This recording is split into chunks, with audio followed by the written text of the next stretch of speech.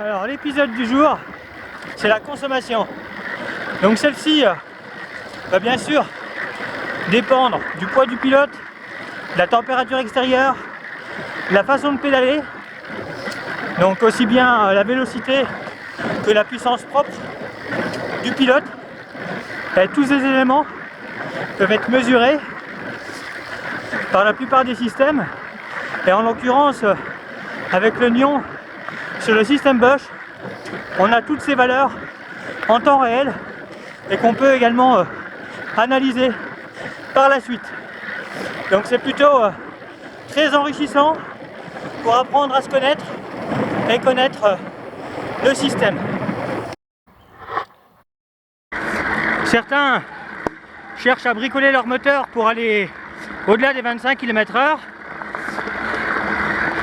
L'intérêt sur un VTT-AE, c'est quand même d'avoir la machine qui consomme le moins. Comme vous pouvez le voir, sur 260 mètres de dénivelé positif, j'ai une consommation de 6 watts au kilomètre. Alors j'en ai déjà parcouru 18 à 27 de moyenne, 25 dans les montées taquet et dans les descentes full gaz. Donc évidemment, en montée, la consommation est tout de suite plus importante. Plus le mode choisi est haut également, plus la consommation sera importante.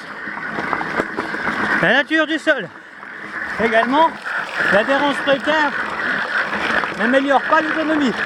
La présence d'obstacles est un ennemi. Yes.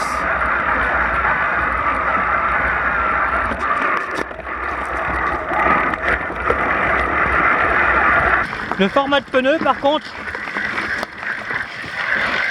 est un atout intéressant. Donc forcément, plus on monte, plus on consomme. Regardez ma moyenne. J'ai pris 4 watts au kilomètre. Forcément, en montant entre 35 et 50 watts au kilomètre, ça fausse automatiquement la moyenne. Moyenne qui va pouvoir redescendre dans la descente, forcément.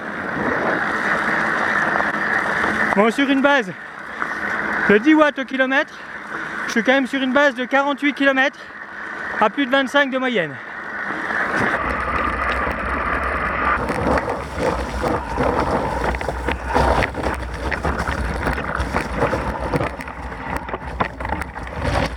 Forcément, quand cette technique à souhait, la vitesse moyenne en prend un coup. En vélo électrique, la règle de base par rapport à un moteur en montée: plus un moteur tourne vite, moins il chauffe.